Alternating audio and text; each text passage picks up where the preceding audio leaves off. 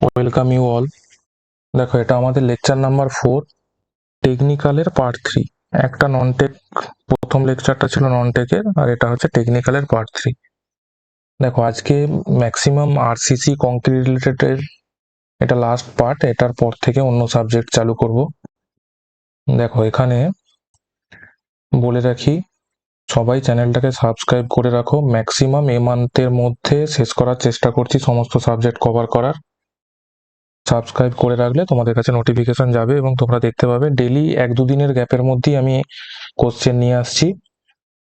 আর এটা যদি তোমরা পুরোপুরি সবগুলো কমপ্লিট করো, দেখা তোমাদের প্রিপারেশন অনেকটাই বেটার হয়ে যাবে। তোমরা অনেকটা কনফিডেন্স পাবে যে অ্যান্সারগুলো কিভাবে দেওয়া দরকার। কোনো চ্যানেলেই তোমরা এরকম ভাবে ডেসক্রাইপটিভ ওয়েতে পাবে না। দেখো, প্রথম কোশ্চেন যেটা বলছি, what is the difference between WSM এবং এলএসএম। এটা আমি হোমওয়ার্কের মধ্যে দিয়েছিলাম আগের কোনো একটা পার্টে। এটাই দেখো, এটা বলে দিই কিভাবে কি বললে ভালো হবে। তো ওয়ার্কিং স্ট্রেস মেথড আর হচ্ছে লিমিট স্টেট মেথডের মধ্যে আমাদের পার্থক্যগুলো কি কি। দেখো, ওয়ার্কিং স্ট্রেস মেথডে কি হয়, factor of safety for material only, শুধু মেটেরিয়ালের জন্য ফ্যাক্টর অফ সেফটি কনসিডার করা হয়। আর লিমিট লিমিট স্টেটে কি, লিমিট স্টেটে পার্সিয়াল সেফটি ফ্যাক্টর কনসিডার করা হয়। ওখানে ফ্যাক্টর অফ সেফটি নয়, ওটাকে পার্সিয়াল সেফটি ফ্যাক্টর বলে। সেটা কি, বোথ মেটেরিয়াল আর লোডের জন্য কনসিডার করা হয়। দেখো, ওয়ার্কিং স্ট্রেস মেথডটা ইলাস্টিক থিওরির উপরে বেসড হয়, যেখানে কি স্ট্রেস স্ট্রেন কার্ভটা দুটো কার্ভই লিনিয়ার। আর এখানে স্ট্রেস স্ট্রেন কার্ভটা নন লিনিয়ার আর হচ্ছে based on actual stress strain curve. এটা অ্যাকচুয়াল স্ট্রেস স্ট্রেন কার্ভের উপর বেসড হয়। আর কি স্ট্রেস স্ট্রেন কার্ভটা নন লিনিয়ার হয়। এটা মনে রাখতে হবে। তোমাকে কোনো একটা পার্টিকুলার জিনিসও জিজ্ঞাসা করে নিতে পারে পার্থক্যটা না দিয়ে। দেখো, ওয়ার্কিং স্ট্রেস মেথডে কি হয়, থিকার সেকশন, অনেক মোটা সেকশন ইউজ হতো, বেশি ডেপথ থাকতো, লেস ইকোনমিক্যাল হতো। আর এখন কি থিনার সেকশন ইউজ করা হয়, যেটা ইকোনমিক্যাল হয়। আর হচ্ছে ওয়ার্কিং স্ট্রেস মেথডটা কি deterministic method, actual load permissible stress known হয় এর মধ্যে। আর এটা নন ডিটারমিনিস্টিক মেথড, এটা কি ডিপেন্ডস অন অ্যাকচুয়াল ডাটা আর এক্সপিরিয়েন্সের উপর ডিপেন্ড করে। দেখো, এখানে ডিজাইন লোডটা কিভাবে বের করি, characteristic load divided by working load. আর এখানে ডিজাইন লোড ওয়ার্কিং লোডের সাথে আমরা ফ্যাক্টর অফ সেফটিটাকে গুণ করে বের করি। দেখো, ওয়ার্কিং স্ট্রেস মেথডে ক্রিপ আর শ্রিঙ্কেজটাকে পার্সিয়ালি করা হয়, অ্যাকসেপ্ট করা হয়, পার্সিয়ালি ধরা হয়। আর এখানে ক্রিপ আর শ্রিঙ্কেজের লিমিট স্টেট মেথডে পুরোপুরি ফুললি কনসিডার করা হয়। এটাকে ফুললি কনসিডার করা হয় আর এখানে পার্সিয়ালি কনসিডার করা হয়। দেখো, এতগুলো মেনলি এই কটাই ডিফারেন্সেস আছে, এইগুলো বললেই এনাফ। তুমি যদি এর মধ্যে চারটেও মোটামুটি বলো, মাস্টার তোমাকে, যে ইন্টারভিউয়ার আছে, জেনে যাবে যে তুমি যথেষ্ট নলেজ রাখো। অন্তত চারটে ভালো করে মনে রাখার চেষ্টা করো। দেখো, তার পরের কোশ্চেনটা দেখবো, এটাও খুব important. Why corner enforcement is provided for 2-way slab. এবারে কর্নার এনফোর্সমেন্টটা কি আর হচ্ছে কোন জায়গায় প্রোভাইড করা হয়। তোমাকে কোনো স্ল্যাব ড্র করে দিতে পারে, সেখানে বলতে পারে যে কর্নার এনফোর্সমেন্টটা কোনখানে প্রোভাইড হবে। কর্নার এনফোর্সমেন্ট যে স্টিলটা, সেটা কতবার কোনখানে কত ভ্যালু ইউজ হবে, কত লেন্থ হবে সাপোর্ট থেকে, সেগুলো তোমাকে আলাদাভাবে জিজ্ঞাসা করতেই পারে। দেখো, কর্নার এনফোর্সমেন্টটাকে টরশন এনফোর্সমেন্ট বলে। যে আমাদের 2-way স্ল্যাব ধরো তুমি করছো, ওখানে কর্নার কি হয়, কর্নার ডাউন বা লিফট হতে পারে। সেটা লার্জার যখন বেন্ডিং মোমেন্ট বা শিয়ার ফোর্স অ্যাক্ট করে, কর্নার ডাউন বা লিফট হতে পারে।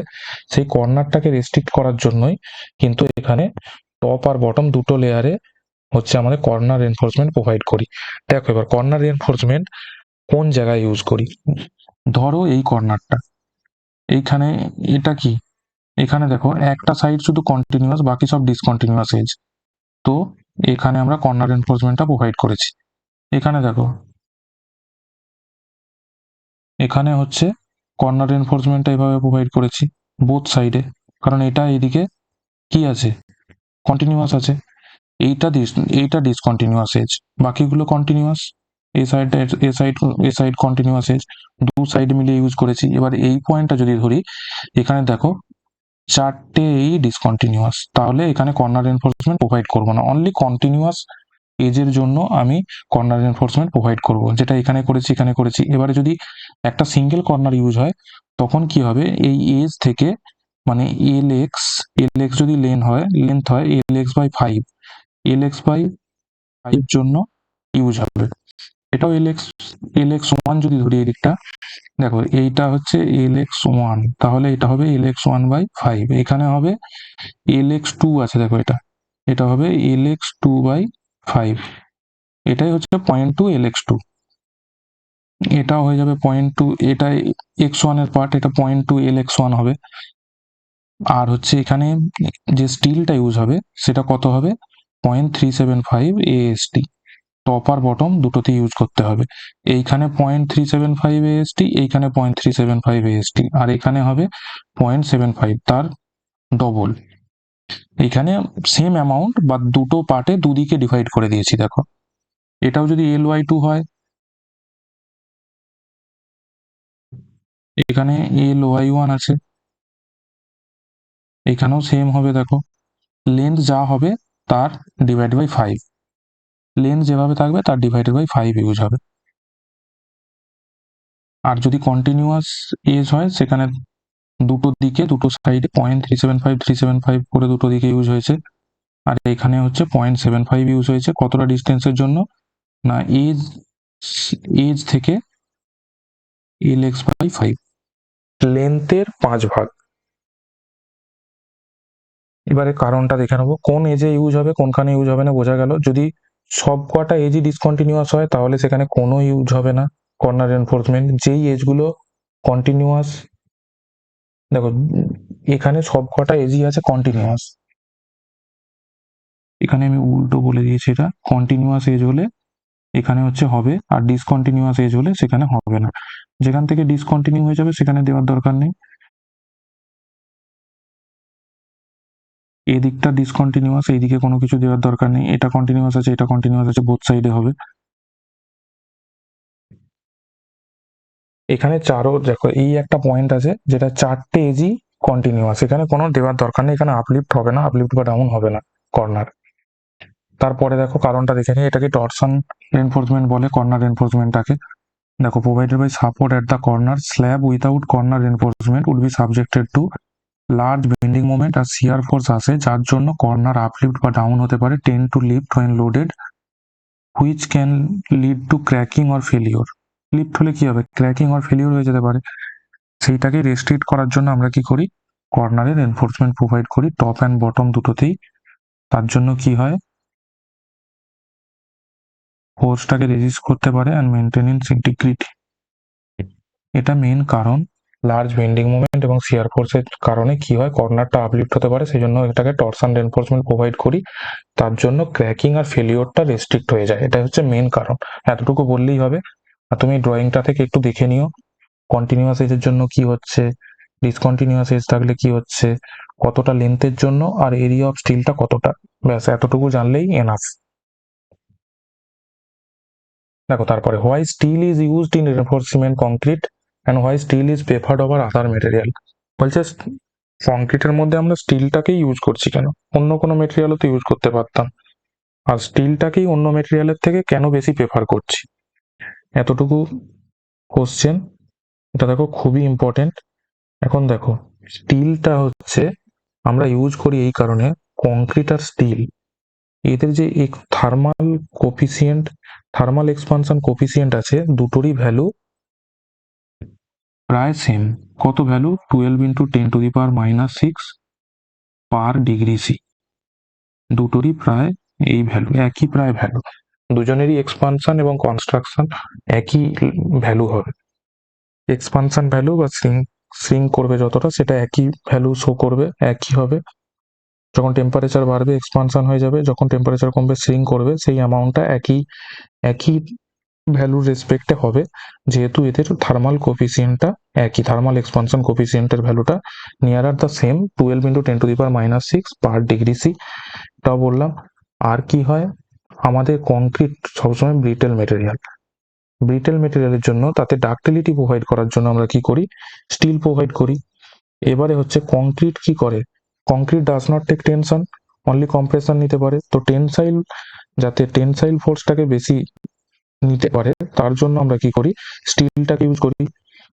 Reinforce steel concrete takes up less space as required with PCC. পিসিসির থেকে আমরা যদি আরসিসির পিসিসির মধ্যে স্টিল ইউজ করে সেটাকে আরসিসি, তাহলে কি হয়, লেস স্পেস অকুপাই করে স্ট্রাকচারে। দেখো কারণগুলো আমি বলে দিচ্ছি। Concrete is brittle in nature while steel is in elastic and highly ductile material. Steel ductile material, তো ডাকটিলিটি যদি স্ট্রাকচারে প্রোভাইড করি তাহলে কি হবে, কংক্রিটের মধ্যে আর পিসিসি বলো বা কংক্রিট বলো, কংক্রিটের মধ্যে যদি আমি স্টিল ইউজ করে দিই তাহলে কি হবে, ওটা ডাকটাইল হয়ে যাবে, ডাকটাইল নেচার শো করবে এবং সাডেন ফেলিওর হবে না। তাহলে কি হবে, সেফ হয়ে যাবে অনেকটা। তারপরে পয়েন্ট কি বলছে, concrete can not withstand tension. Concrete কোনো টেনশন নিতে পারে না, তাই টেনসাইল ফোর্স যাতে নিতে পারে তার জন্য আমরা কি করি, ওর মধ্যে স্টিল ইউজ করে দিই। দেখো তারপরে কি বলছে, reinforcement steel concrete takes up less place as compare to PCC. পিসিসির মধ্যে যদি আমরা স্টিল ইউজ করে দিই তাহলে কি হবে, থিকনেস কম দরকার হয়, কম থিকনেসেতে সেই লোডটা নিতে পারবে, সেই জন্য আমরা কি লেস স্পেস অকুপাই করে যখন আরসিসি ইউজ করি। Steel and concrete both have very similar properties with enhance each other strength. বলছে দুজনের স্ট্রেংথ দুজনে বাড়ায়, সেম প্রপার্টিও শো করে। স্টিল আর কংক্রিট আন্ডারগো অলমোস্ট সিমিলার স্ট্রেনও অলমোস্ট সিমিলার, সেই জন্য ইউজ করি। আর কি বলছে, থার্মাল এক্সপানশন, এটা হচ্ছে ইম্পর্টেন্ট পয়েন্ট, এটা ভুললে চলবে না। এই পয়েন্টটা লাস্টে আছে কিন্তু এটা সব থেকে ইম্পর্টেন্ট পয়েন্ট, এটা বলতে হবে। থার্মাল এক্সপানশন কোফিসিয়েন্টটা দুজনের নিয়ার সেম, সেটার ভ্যালু হচ্ছে 12 × 10⁻⁶ পার ডিগ্রি সি, যেটা আমি আগে লিখে দিয়েছিলাম আগের স্লাইডে। এই কয়েকটা মনে রাখতে হবে অতি অবশ্যই, খুব ইম্পর্টেন্ট, এই কোশ্চেনটা খুবই ইম্পর্টেন্ট। এবারে বলছে স্টিল অন্য মেটেরিয়াল ইউজ না করে স্টিল কেন ইউজ করি, অন্য মেটেরিয়ালের মতো এই প্রপার্টিগুলো থাকতে পারতো। দেখো স্টিলটা প্রেফার করি কারণ স্টিল হচ্ছে ইকোনমিক্যাল, ইজি টু ইনস্টল করা যায় অ্যান্ড ইজিলি অ্যাভেলেবেল। ঠিক আছে, সাডেন ইম্প্যাক্টটাকে ক্যারি করতে পারে, রেজিস্ট করতে পারে। স্টিল ক্যান বি রিসাইকেল করতে পারে, স্টিল যদি কোরোশন হয়ে যায়, নষ্ট হয়ে যায়, সেটাকে রিসাইকেল করে আবার ইউজ করতে পারে, যেটা আমাদের ইকোনমিক্যাল হবে অনেক। It easy to bend and cut, সম্ভব যে কোনো সাইজে। Raw material for manufacturing steel, raw material যেটা দরকার হয় স্টিলের জন্য সেটা easily available. It possess high tensile strength and high modulus of elasticity. তাহলে স্টিলের কি, হাই টেনসাইল স্ট্রেংথ এবং high modulus of elasticity. The wastage happens while utilizing the steel and also it can be used for other work.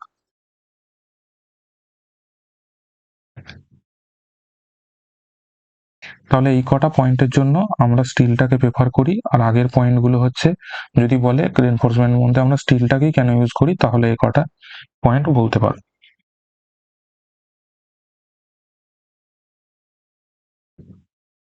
খুবই important এটা। দেখো তারপরে যদি কোশ্চেনটা দেখি, describe the acceptance criteria for concrete cube. Concrete cube যে আমরা কাস্ট করি সেটার যে স্ট্রেংথ আছে তার অ্যাকসেপ্টেন্স ক্রাইটেরিয়াটা কি। আমরা দেখো, যদি আমরা কংক্রিট কিউবটা M30 কাস্টিং করি, আমরা কিন্তু যদি স্ট্রেংথ কিউব টেস্টিং মেশিনে যে সিটিএম এ আমরা টেস্ট করব তাতে যদি M30 আসে, সেটা কিন্তু পাস বা ফেল তুমি বলতে পারবে না। কারণ সিঙ্গেল কিউবে যদি M30 স্ট্রেংথ দিয়ে দেয় 28 দিনে, তাহলে সেটা তুমি পাস বা ফেল বলতে পারবে না, সেটা কয়েকটা ক্রাইটেরিয়ার সাথে ম্যাচ করতে হবে, তবে সেটা আমরা বলতে পারবো পাস কিনা ফেল। দেখো তারপরে পয়েন্টটা বলি, এটা হচ্ছে টেবিল 11-এ আছে IS 456-এ, তোমরা টেবিলটা অবশ্যই ফলো করো। দেখো আগে ছিল টেবিলের যেটা ছিল আলাদা আলাদা গ্রেডের জন্য, একটা আপ টু M15 ছিল আর একটা M15 এন্ড অ্যাবাভ ছিল, এখন সেটাকে মার্জ করে একটার মধ্যেই করে দিয়েছে সিঙ্গেল। দেখো কোনো একটা যদি ইন্ডিভিজুয়াল স্যাম্পেল নিয়ে টেস্ট করি, সেটা তিনটের যে অ্যাভারেজটা আমরা নিই তার সাথে ইন্ডিভিজুয়াল স্যাম্পেলের ভ্যারিয়েশনটা 15% +-15, মানে 15% প্লাসেও হতে পারে, 15% কমেও হতে পারে, তার মধ্যে হতে হবে। মানে হচ্ছে 0.85 থেকে 1.15 এই ফ্যাক্টরের মধ্যে ইন্ডিভিজুয়ালের স্ট্রেংথটা হতে হবে, তার থেকে কম হলে কিন্তু হবে না। ম্যাক্সিমাম 15% কম হতে পারবে। তার কমে হলে কিন্তু সেই ইন্ডিভিজুয়াল স্যাম্পেলটা ফেল করে যাবে, তার এই 15%-এর মধ্যে থাকতেই হবে। তারপর দেখো কি বলছে, যদি 4টে নন রিপিটিং স্যাম্পেল আমরা মিন বের করি স্ট্রেংথ, তাহলে সেটা কি হবে, এফসিকে প্লাস 0.825 সিগমা, সিগমা হচ্ছে স্ট্যান্ডার্ড ডেভিয়েশন, অথবা এফসিকে প্লাস 3, এটার মধ্যে ম্যাক্সিমাম যেটা হবে সেটার ভ্যালুর সাথে টাইটেরিয়াটা ম্যাচ করতে হবে। আমরা কি করি, স্ট্যান্ডার্ড ডেভিয়েশন কি করে বের করি, মিনিমাম 30টা স্যাম্পেল নিয়ে তার অ্যাভারেজ স্ট্রেংথের যে স্ট্রেংথ বের করে তা থেকে আমরা যে স্ট্যান্ডার্ড ডেভিয়েশন ফর্মুলা ইউজ করে যেটা বের করি, সেই স্ট্যান্ডার্ড ডেভিয়েশনের ভ্যালুটা যেটা হবে তাকে 0.825 গুণ করে এফসিকে ভ্যালুর সাথে করতে হবে, করে যেটা ভ্যালু আসবে, আর এফসিকে প্লাস 3 মানে এফসিকে এখানে কত, যদি 30 ধরি তাহলে 30 প্লাস 3 মানে 33, আর এখানে ধরো স্ট্যান্ডার্ড ডেভিয়েশন আমাদের বেরিয়েছে 1.5, ধরো 1.5 ইন্টু 0.825, এই দুটো ভ্যালুর মধ্যে যেটা ম্যাক্স হবে সেই টাইটেরিয়ার সাথে ম্যাচ করতে হবে। এখানের মধ্যে ধরো 33টা ম্যাক্সিমাম এলো, তোমাকে তাহলে কিউবের অ্যাভারেজটা গ্রেটার দেন 33 আসতে হবে, 33 অর ইকুয়াল। আর কোনো একটা এরপরে বলছে ইন্ডিভিজুয়াল স্যাম্পেলের যে স্ট্রেংথ হবে, কোনো একটা ইন্ডিভিজুয়াল স্যাম্পেলের স্ট্রেংথ, তো সেটা কি হতে হবে, এফসিকে -3 থেকে বেশি হতে হবে, মানে 30 কিউব, মানে সেটাকে গ্রেটার দেন ইকুয়াল টু 27 হতে হবে। এফসিকে -3 থেকে কোনো যদি স্যাম্পেলের স্ট্রেংথ কম আসে তাহলে স্যাম্পেলটা ফেল। এই 3টে টাইটেরিয়া আছে, এই 3টে টাইটেরিয়া ম্যাচ করে আমাদের কিউব রেজিস্টারও মেনটেন করা হয়, দেখবে সেই রেসপেক্টে কিউবটা ফেল আসছে কি পাস আসছে সেটাও চেক করা হয়। এটা অনেকেই জানে না ভালো করে কি মিনিং বোঝায়, কি বোঝায়, তার রেসপেক্টে অনেকেই পারে না বলতে, এটা কিন্তু ইম্পর্টেন্ট খুবই, এই রেসপেক্টে নেওয়া হয়। দেখো আমাদের 4 নম্বর কোশ্চেনটা তাহলে হয়ে গেল। কেউ যদি বুঝতে না পারো এটা নিয়ে কমেন্ট করতে পারো বা আমার হোয়াটসঅ্যাপ গ্রুপে জয়েন হতে পারো, আর সবাই চ্যানেলটাকে অন্তত সাবস্ক্রাইব করে নিও। অনেক সময় নিয়ে অনেক ইম্পর্টেন্ট কোশ্চেনগুলো যেগুলো সেইগুলোই আমি নিয়ে আসি প্রতিদিন। দেখো 5 নম্বর question, difference between effective cover and nominal cover. দেখো এই নমিনাল কভারটাই কিন্তু ক্লিয়ার কভার, দুটোর মধ্যে কোনো ডিফারেন্স নেই, এই নমিনাল কভারটাকে কিন্তু ক্লিয়ার কভার বলা হয়। তখন এফেক্টিভ কভার আর হচ্ছে নমিনাল কভারের মধ্যে আমি পার্থক্যটা জিজ্ঞাসা করেছি। ক্লিয়ার কভারটা হচ্ছে, দেখো কংক্রিটের সারফেস থেকে আমাদের যে সব থেকে আউটার ফেসে যে রেনফোর্সমেন্টটা থাকে তার মধ্যে যে ক্লিয়ার গ্যাপ, সেটা হচ্ছে ক্লিয়ার কভার, সেটা হচ্ছে এটা। আর হচ্ছে এফেক্টিভ কভার যদি বলে, আমাদের যে মেন রেনফোর্সমেন্টের যে সেন্টার, সেটা থেকে আউটার ফেস পর্যন্ত, সেটা হচ্ছে আমাদের এফেক্টিভ কভার। তাহলে এফেক্টিভ কভার কি করে বেরোবে, এফেক্টিভ কভার ওইভাবে বেরোবে, দেখো এফেক্টিভ কভার বের করার জন্য ক্লিয়ার কভার, তো সাথে কি প্লাস হচ্ছে, দেখো এখানে একটা স্টিরাপ আছে, ফুল ডায়া অফ স্টিরাপ, তারপরে মেন রেনফোর্সমেন্টের হাফ ডায়া যোগ করলে সেটা হবে এফেক্টিভ কভার। দেখো আমি দেখিয়ে দিয়েছি এখানে, দেখো distance from the face of the member to the outer most face of the reinforcement including shear or torsion or stirrup or link. যাই কিছু ইউজ করা হোক, যদি মেন রেনফোর্সমেন্টটাকে করার জন্য শিয়ার এনফোর্সমেন্ট প্রোভাইড করি, অথবা স্টিরাপ ইউজ করি, অথবা লিঙ্ক ইউজ করি, ওই লিঙ্কের আউটার মানে ক্লিয়ার গ্যাপ যেটা থাকবে সেটা হচ্ছে ক্লিয়ার কভার বা নমিনাল কভার। এবার এফেক্টিভ কভার কি বলছে, এফেক্টিভ কভার হচ্ছে তুমি যেটা মেন ভার্টিক্যাল এনফোর্সমেন্ট যদি ধরো কালামে মেন ভার্টিক্যাল এনফোর্সমেন্টের যদি সেন্টার পয়েন্ট ধরো, সেই সেন্টার থেকে আউটার ফেস, কংক্রিটের আউটার ফেস, সেটা হচ্ছে এফেক্টিভ কভার। তাহলে এফেক্টিভ কভার কি হবে, ক্লিয়ার কভার যোগ করতে হবে, স্টিরাপের ডায়া যোগ করতে হবে, আর যেহেতু মেন রেনফোর্সমেন্টের সেন্টার বলেছি, সেহেতু মেন রেনফোর্সমেন্টের সাথে হাফ হাফ হাফ ডায়া, মানে মেন রেনফোর্সমেন্টের হাফ ডায়া অ্যাড করলে সেটা হবে এফেক্টিভ কভার। এই যে এখানে দেখো ক্লিয়ার কভার রেড কালারের দেখানো আছে, তারপরে কি আছে, একটা স্টিরাপ আছে, স্টিরাপের পরে কি আছে, মেন রেনফোর্সমেন্টের হাফ আছে, এই দুটো আবার অ্যাড করলে তখন হবে সেটা এফেক্টিভ কভার। পার্থক্যটা ভালো করে বোঝা গেল তাহলে, চট করে এটা বলতে পারবে। এবারে বলছে why cover is provided in RCC structure. কভারটা প্রোভাইড করার কারণটা কি, কভার তো আমরা জানি যে এটা কভার হলো, এবার কভারটা যে প্রোভাইড করছি তার কারণটা কি? দেখো এইগুলো হচ্ছে কভার আমরা প্রোভাইড কি করে করি, কভার ব্লক ইউজ করি। এবারে কভার ব্লকের দেখো স্পেসিফিকেশন অনেক কিছুই আছে। কভার কোনটার জন্য কত হয় তোমরা সবাই জানো, একটু পরে আমি বলবো। এবারে কভারটা কি হয়, সেম গ্রেড, যদি M30 গ্রেডের কংক্রিট হয় এখানে, same grade or 1 grade higher এর ইউজ করা হয়। এটা হচ্ছে 1:1 রেশিওতে সিমেন্ট আর স্যান্ড মিশিয়ে জেনারেলি তৈরি করে 28 দিন পর্যন্ত পুরো সাবমার্জ কন্ডিশনে রেখে দিয়ে কিউরিং করতে হয়।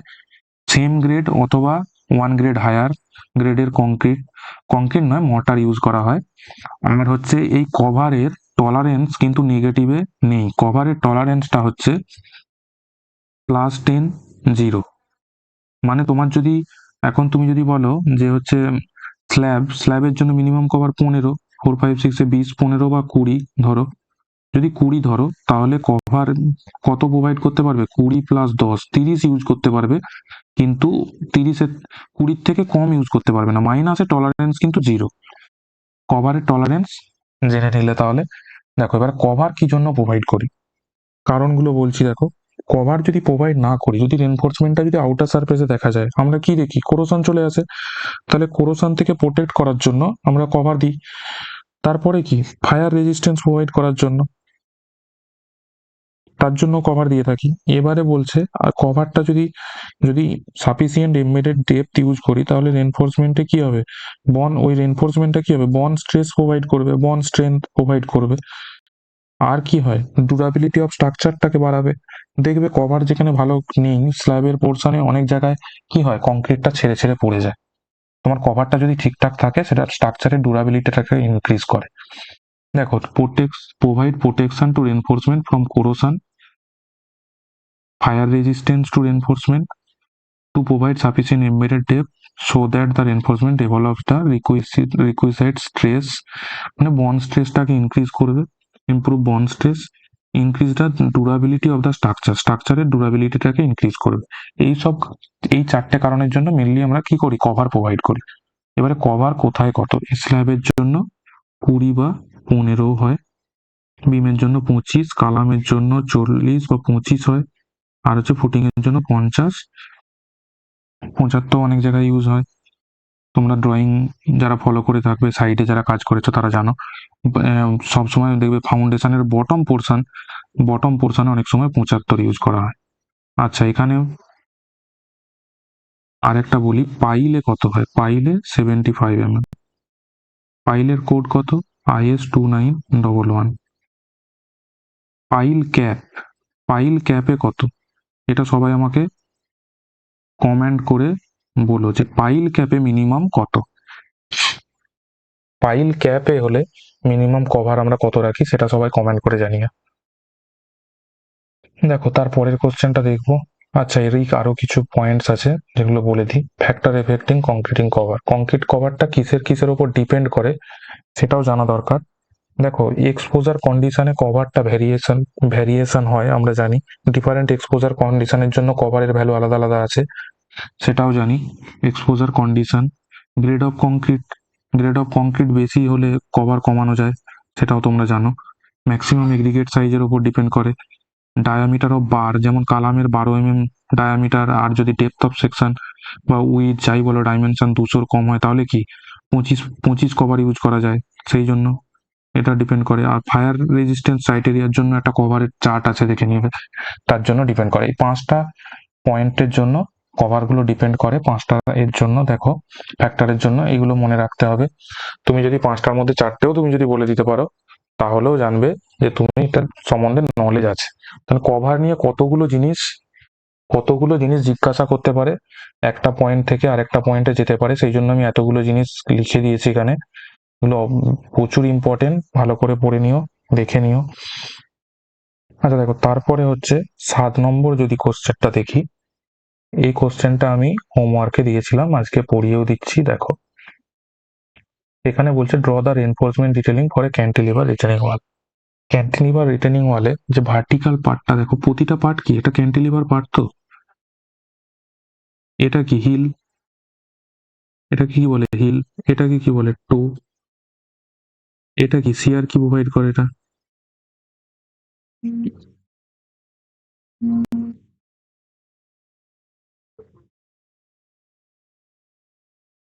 শিয়ার কি, আর এটা কি ভার্টিক্যাল পোর্শনটাকে বলে স্টেম।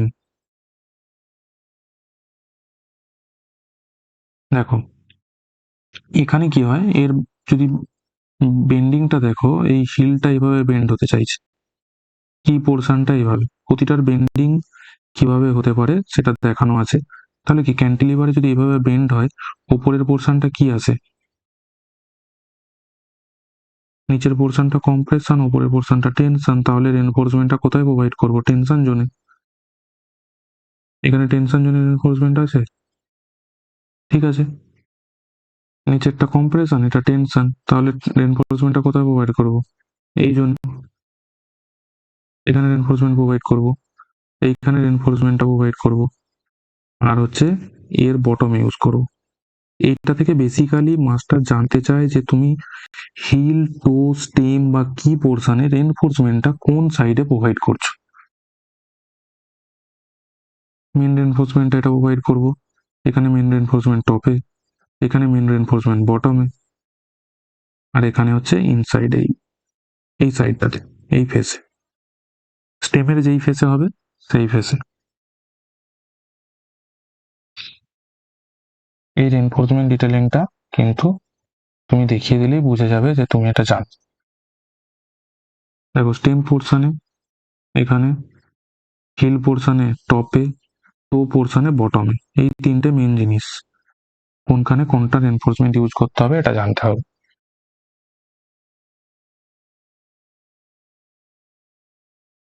তারপরের কোশ্চেনটা দেখো, what do you mean by creep of concrete. ক্রিপটা আগের দিনে পড়িয়েছিলাম, এবার কংক্রিটের ক্রিপটা দেখো কি বলছে।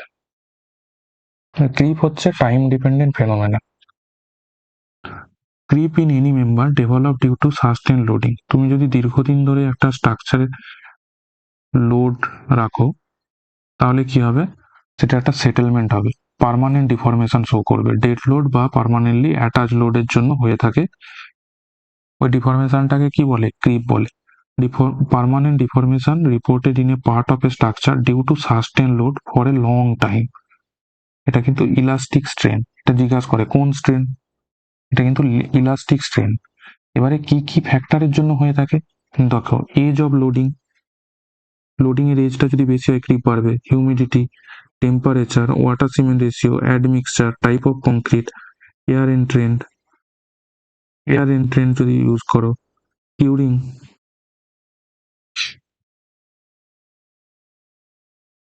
এইসব ফ্যাক্টরের উপর ডিপেন্ড করে। তুমি একটু ডিটেলস এগুলোর পড়ে নিও, এখান থেকে যখনই তুমি ফ্যাক্টর এফেক্টিং এর পয়েন্টস গুলো বলবে তখনই কিভাবে ডিপেন্ড করে জিজ্ঞাসা করতে পারে, এগুলো তোমাকে একটু পড়ে নিতে হবে। বাকি ক্রিপ সম্বন্ধে বলে দিলাম, permanent deformation due to sustain load, এতটুকু বললেই হবে। ডেড লোড আর পার্মানেন্টলি যে অ্যাটাচ লোড থাকে সেগুলোর কারণে হতে পারে, এটা হচ্ছে টাইম ডিপেন্ডেন্ট ফেনোমেনা, আর এটা হচ্ছে ইলাস্টিক স্ট্রেন। এই কয়েকটা জিনিস জানলেই হবে।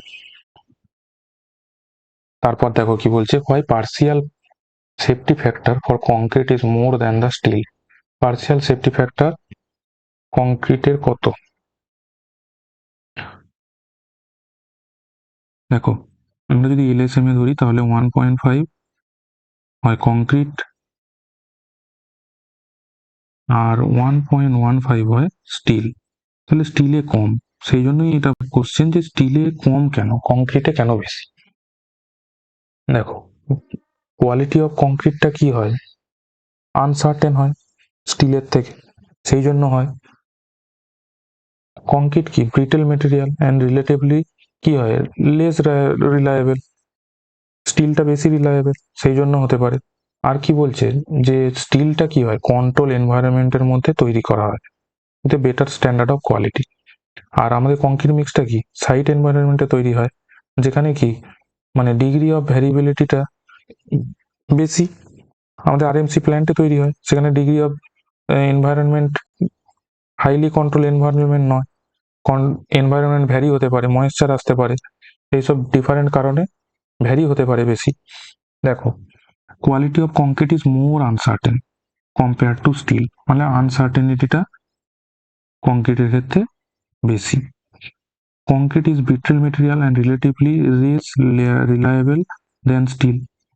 আর একটা কি কারণ বলছে যে হচ্ছে স্টিলটা কন্ট্রোল এনভায়রনমেন্টের মধ্যে better standard of quality follow করে বানানো হয়, আর কংক্রিটটা কি সাইট এনভায়রনমেন্টে তৈরি হয় যেখানে গ্রেট ডিগ্রি অফ ভ্যারিয়েবল থাকে, ডিগ্রি অফ ভ্যারিয়েবিলিটিটা বেশি। So quality control of concrete is not good as that of steel. Quality কন্ট্রোলটা কংক্রিটের স্টিলের মতো অতটা ভালো না, সেই জন্য ভ্যারিয়েশনটা কংক্রিট বানানোতে যে ভ্যারিয়েশন সেটা হচ্ছে অনেক বেশি, সেই জন্য আমরা কি পার্সিয়াল সেফটি ফ্যাক্টরটাকে কংক্রিটের জন্য বেশি ধরি এবং স্টিলের জন্য কম ধরি। তাহলে এটা বুঝতে পারা গেল। দেখো তারপরের কোশ্চেনটা দেখে নিই। বলছে what slump value was recommended for mass concrete. Slump দেখো বিভিন্ন কয়েকটা আলাদা আলাদা, সবই আলাদা আলাদা স্ট্রাকচার পার্টের জন্য আলাদা আলাদা স্ল্যাম ভ্যালু হয়, সেটার জন্য IS 456 এর একটা টেবিল আছে। মাস কংক্রিটের জন্য কত হয়, মাস কংক্রিটের জন্য দেওয়া আছে আমাদের টেবিলে, দেখে নিও 25 থেকে 75 দেওয়া আছে, 25 থেকে 50ও অনেক জায়গায় বলে। দেখো এবার ডিফারেন্ট যেটা পার্ট আছে সেগুলোর জন্য কি হয়। Binding concrete shallow section pavement using paver জন্য কি ডিগ্রি অফ ওয়ার্কেবিলিটিটা খুবই লো লাগে, স্লাম ভ্যালুটা এখানে দেওয়া নেই, এখানে তোমার হচ্ছে 10 to 25 এরকম থাকে। যেমন আমরা যদি রোড PQC রোড করি তাহলে সেখানে থাকে 25 প্লাস মাইনাস 15 মানে 10 থেকে 40 স্লাম থাকে। দেখো মাস concrete lightly reinforce section slab বিম ওয়াল কালাম ফ্লোর হ্যান্ড প্লেস পেভমেন্ট ক্যানেল লাইনিং স্ট্রিপ ফুটিং এর জন্য লো ওয়ার্কেবিলিটি লো দরকার হয়, 25 থেকে 75 স্লাম হলে হয়ে যায়। Heavily reinforce section in slab বিম ওয়াল যদি হেভিলি রেনফোর্স থাকে তাহলে মিডিয়াম ওয়ার্কেবিলিটি 50 থেকে 100 স্লাম। এবারে যদি স্লিপ ফর্ম ওয়ার্ক হয়, স্লিপ ফর্ম ওয়ার্ক বা পাম্পের সাহায্যে যদি কংক্রিট হয় তাহলে কি 75 থেকে 100 হয়। ট্রেঞ্চ ফিল অথবা ইন সিটু কংক্রিট যদি হয় সেখানে হাই ওয়ার্কেবিলিটি দরকার হয় 100 থেকে 150। আর যদি ট্রিমি কংক্রিট মানে যদি পাইলে যদি হয় তাহলে দেখো ভেরি হাই ওয়ার্কেবিলিটি দরকার হয় গ্রেটার দেন 150। 150 থেকে 180 পাইলের জন্য এরকম স্লাম লাগে। ধরতে পারো কোলাপ স্লামই ইউজ হয়। তাহলে দেখো ডিফারেন্ট স্ট্রাকচার এলিমেন্টের জন্য ডিফারেন্ট স্লাম ইউজ হয়, এটা IS 456 এর টেবিল, ওখান থেকেই দিয়েছি আমি। এটা পার্টিকুলার কোনো একটা স্ট্রাকচার ধরে তোমাকে জিজ্ঞাসা করতে পারে এর জন্য কেমন স্লাম তুমি ইউজ করো, সাইট ইঞ্জিনিয়ার যদি তুমি হয়ে থাকো তাহলে তোমাকে সেটা বলতে হবে। দেখো আর হচ্ছে হোমওয়ার্কের জন্য আরো কিছু আমি দিয়ে দিচ্ছি, এগুলোও জানা খুব দরকার, এগুলো তোমরা একটু দেখে নিও, যেহেতু RCC নিয়ে আর আমরা কোনো লেকচার আনবো না। দেখো স্ট্রিপিং টাইম, কোনো একটা বিম স্ল্যাব প্রপ রিফিক্স করছো বা প্রপ একদম টোটালি খুলে দিচ্ছ, তার জন্য স্ট্রিপিং টাইম কতটা হয় সেটা তো জানা দরকার, টেবিল আছে IS 456 এ দেখে নিও। মিনিমাম সিমেন্ট কন্টেন্ট আর হচ্ছে water cement ratio for PCC and RCC দুটোর জন্যই দেখে নিও, টেবিল আছে 456 এর মধ্যে দেওয়া আছে, ওটা দেখে নিও। Cold weather concrete and hot weather concreting, cold weather concrete কখন, যখন লেস দেন 5°C, আর হট ওয়েদার কংক্রিট কখন, যখন 40°C। কি কি মেনটেন করতে হয়, কি ধরনের দরকার, কোনটার ক্ষেত্রে সেটিং টাইমটা বাড়াতে হয়, কোনটার ক্ষেত্রে কমাতে হয়, সেগুলো দেখে নিও। কোনখানে রিটার্ডার ইউজ করে, কোনখানে অ্যাক্সিলারেটর ইউজ করে। কোল্ড ওয়েদারে কি হয়, সেট হতে চায় না কংক্রিট, অ্যাক্সিলারেটর ইউজ করতে হয়। Hot weather concrete retarder use করতে হয়, সময় দরকার আমাদের, তাড়াতাড়ি সেট হয়ে যায়। আন্ডার ওয়াটার কংক্রিটিং দেখে নিও, আন্ডার ওয়াটার কংক্রিটিং নিয়ে আমি একটা কোনো একটা পার্টে, এর আগের পার্টে কোনো একটা ছিল, এটা দেখে নিও, বা MCQ পার্টের মধ্যে কোনো একটা সলভ আমি করিয়েছি রিসেন্টলি, এটা দেখে নিও। আর হচ্ছে ফ্যাক্টর এফেক্টিং ওয়ার্কেবিলিটি আর স্ট্রেংথের ফ্যাক্টর এফেক্টিং কি আর ওয়ার্কেবিলিটির জন্য ফ্যাক্টর এফেক্টিং প্রপার্টিগুলো কোনগুলো, এই কয়েকটা জিনিস দেখে নিও। মোটামুটি RCCর ইম্পর্টেন্ট সমস্ত কিছু কভার করে দিয়েছি, যেগুলোর ডিটেলিং ধরে সেগুলো আমি করিয়ে দিলাম, এগুলো দেখে নিও, তাহলেই অনেকটা কভার হয়ে যাবে। আর দেখো একটা জিনিস, এখানে কিছু হার্ড কপি বুক অ্যাভেলেবেল আছে। এমএসসি সলিউশন আছে সেকেন্ড এডিশন, 425 টাকায় অর্ডার করতে পারো এই নাম্বারে কল করে বা মেসেজ করে। এটা colour print, spiral binding, delivery charge সব কিছু নিয়ে। ওয়ান লাইনার আছে, যেটা এনএস এর জন্য এই 3টে পার্ট খুব ইম্পর্টেন্ট, এটা নিতে পারো এনএস এর জন্য।